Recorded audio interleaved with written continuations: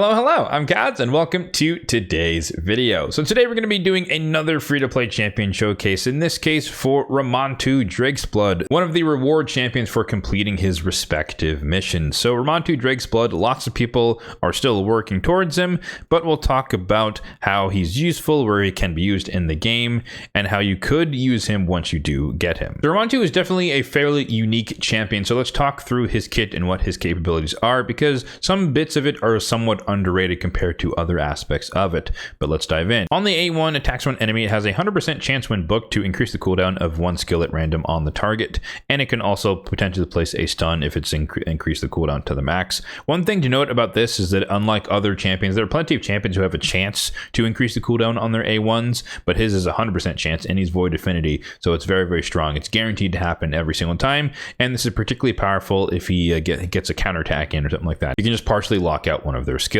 On the A2, it has an attacks one enemy 4 times, so a quad hitter. It places decreased defense on the first hit, weaken on the second hit, decreased speed on the third hit, and block buffs on the 4th hit. Now this is a very underrated skill. It definitely doesn't seem as useful, but he's come into play for a lot of other areas in the game that we'll talk about later, where this is uniquely potent and powerful.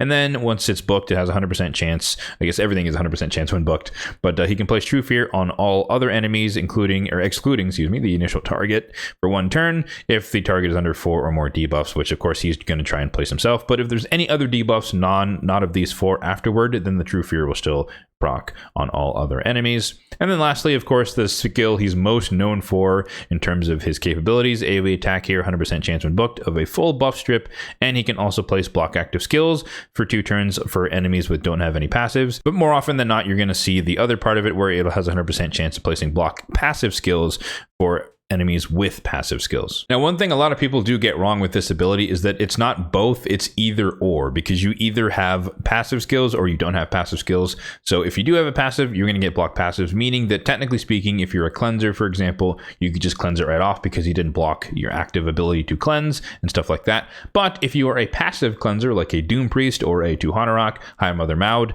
then it would block your passive and thus you wouldn't be able to cleanse. And another cool thing about the block passive skills is that it will go on before anyone's passive will proc. So a good example is like Riho Bone Spear. Notably, her passive should reflect debuffs back when they're placed on her, at least, well, I think it's on like a 3-turn cooldown. But since you're placing block passive skills, she won't reflect block passives back to you because you're blocking the passive that would do that reflection. So just keep in mind that this will take precedent over any passive that might do something annoying back to the attacker. His passive does leave a lot to be desired, but nonetheless, you get a little bit of a turn meter filled when you CC'd. But in most cases, when you're CC'd, getting your turn a little bit faster doesn't really help because you just expedite your turn whilst you're CC'd, therefore it just doesn't do much because it's not like you're getting an extra turn or anything like that. So it's kind of ignorable, but nonetheless it protects him a little bit with the shield and gives him a little bit of turn meter. Then lastly, we have an accuracy aura in all battles by 80. So in terms of the build for today, I have him in a 6-piece Feral set. So this is definitely an endgame thing. You do have to be competing and doing fairly well or decently well in Siege, on top of getting lucky to get the accessories in the right faction to pull this off. But nonetheless, I wanted him in here because it has a 50% chance to prevent the placement of sheep debuffs by the Polymorph Blessing. When Polymorph was introduced, it was a massive killer to all of the buff strip champions, so Madame Cereses of the world, the Sathalias, the Ramantus, and so they kind of got benched for the long time because you could risk it, you could try it, but more likely than not, you would get polymorphed and thus you wouldn't really strip anything, or you'd only strip the first person, get polymorphed, and then everybody else would have their buffs up. On top of the fact that Stone Skin is still pretty meta in the game, and so you still have a chance 50-50 to not actually strip anything. So he definitely saw a downturn in his popularity, but he's seen a little bit of a resurgence with the existence of Pinpoint and the existence of Feral. And in this case, I do have a Feral set. But on top of that, it also makes him nice for like Torment teams and stuff like that. You don't have to be afraid of a turn meter filling on a go first team because you do also get immunity at the 4-piece. I'm also pairing that with 2 pieces of Perception because we do want the additional speed and the accuracy, and I am fortunate enough to have a refresh banner on him that is accuracy, but we'll go through all the gear pieces, so I guess that's a nice segue. Going through all the gear pieces here, accuracy on the banner, and again, this is a refresh banner, so every once in a while, 5% of the time, I can do a double buff strip and a lockout, which is kind of handy. We have a Feral Amulet here, HP with accuracy, which is basically what you want. This ring is terrible, but it is Feral, and that's that's just kind of a filler piece to make sure that we complete the 6-piece sets. But ideally, I would replace this with HP or defense or something else with better rolls, but nonetheless. Speed on the boots with some defense and some accuracy with speed on the ascension, which is pretty nice. Resistance is a little bit helpful as well to block or potentially block some polymorphs, if for champions who have it on like a Duchess or a Siphi, really low accuracy type champions. On the chest, we have an accuracy chest with some speed and some defense, a little bit of resistance on the ascension. I could change that to accuracy, but I don't mind having the resistance. The gloves, their defense percentage, I'd prefer HP percentage on him because he's a bit squishy. He's attack based, but defense with speed and accuracy is kind of what you want. Or at least speed and accuracy on the subsets is what you want. On the shield here, speed, accuracy with some HP, a little bit of resistance. On the helmet, quad roll of speed, one of the few quad rolls on my account, but this is a pretty solid piece. Really fast, of course, with a decent amount of accuracy, so that's a perfect piece for a champion like him.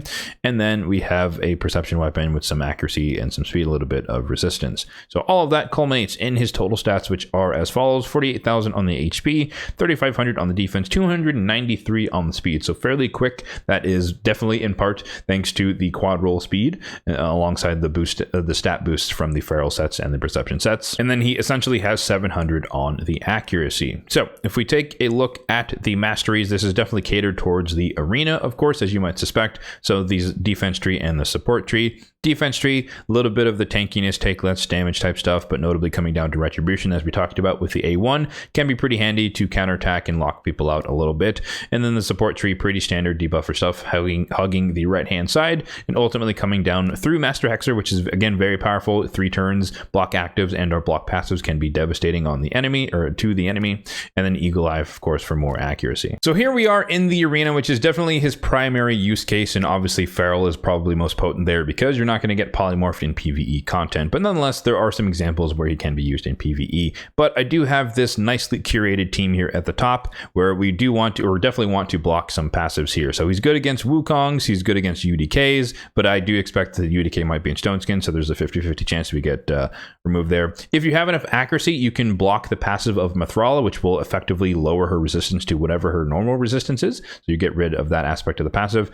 And of course, the main culprit that we're trying to bypass here is this new dwarf dude with his annoying passive to put Stone Skin in AoE when he's about to die. So if we can block that passive, then he can just fall over. Hopefully he's not in Stone Skin by default. I assume people aren't going to do that. I don't actually know, but because his passive gives him Stone Skin, I think it would be a little bit redundant to also put him in Stone Skin because it's going to happen automatically, but I digress. So actually we got lucky. No one's in Stone Skin. Mithrala resisted, no big deal, but we just take care of him. Boom. We don't have to worry about Wukong coming back. We don't have to worry about Arnorn doing anything with his passive. UDK, he's not going to redirect stuff. Mithrala had enough resistance to resist it, but it doesn't really matter. We're speed tuned to kill everyone. So super fast, of course, but it just goes to show you that you can use him to negate some of those more annoying passives that can exist in the arena. Another good example of champions with passives you might want to ignore would be Duchess and Sigfrind. Here we're going to make a slight change and bring in the Lydia, but we're going to run the exact same thing. Hopefully, again, not many people are in Stone Skin, but if they are, it's not a big deal.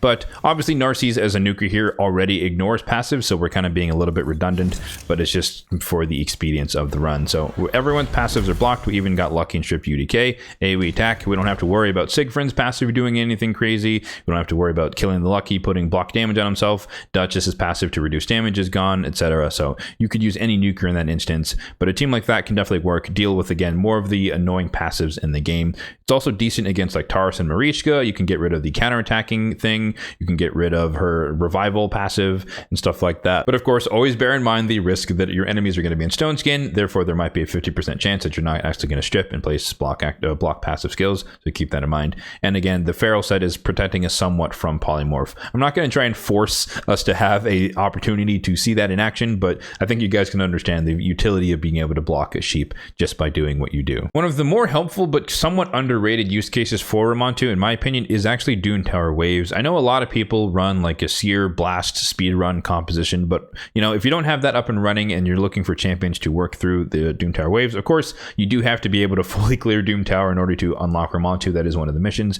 But after you get him down the road, if you want to make it a little bit easier to auto run your stages, then you can put together a team with some CC, some survivability, and Ramantu, and it can just be handy to block a bunch of the annoying passives that you're going to cover, the Siphis, the Rhoduses, stuff like that. And in this case, we're going to show you on floor 94 against the Mortu Macabres. So we're going to ignore, or we're going to block his passive, which means that we're not necessarily going to have to deal with the fact that he can peril people and block revive and all that stuff. So we started off right there with the block passives. We do have Vlad in the mix, so he's also blocking the actives in case Ramantu doesn't, for anyone who has a passive skill.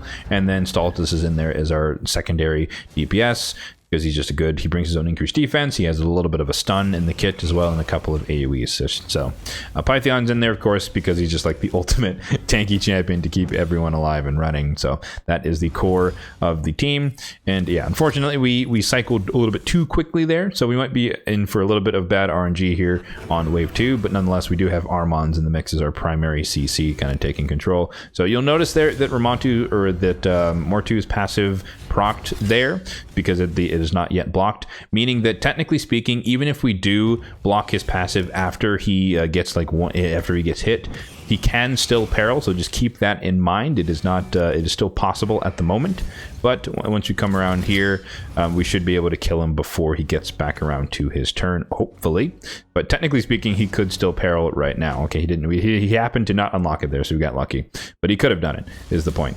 So here we are on the last wave, and at this point it's pretty much unlocked just because Armands is now allowed to spam his A2 accordingly. But I also think that, yeah, Ramantu is back in sync, and so he's able to block the passive right out of the gate. So essentially, Mortu Macabre is completely neutered. He did have one chance there on wave 2 to kill one of my champions, and it technically was possible. The passive did proc, but it didn't proc peril, it just boosted his turn meter. So we could have gotten unlucky, but we didn't in this case. And of course, these are Doom Tower waves, so if you do get unlucky with a bad run, you can just rerun it. It doesn't cost any energy or anything like that, so you can just rerun it until you get a good RNG run where that doesn't happen. But yeah, just as an example, you can use him in Doom Tower waves, and this is the exact team that I run on auto, full auto, to beat every single stage of Doom Tower hard in terms of the waves. In terms of other areas in the game, he's not much of a dungeon champion, but as far as like dungeon wave content type thing, but nonetheless he can be useful in certain areas, namely the more endgame dungeons,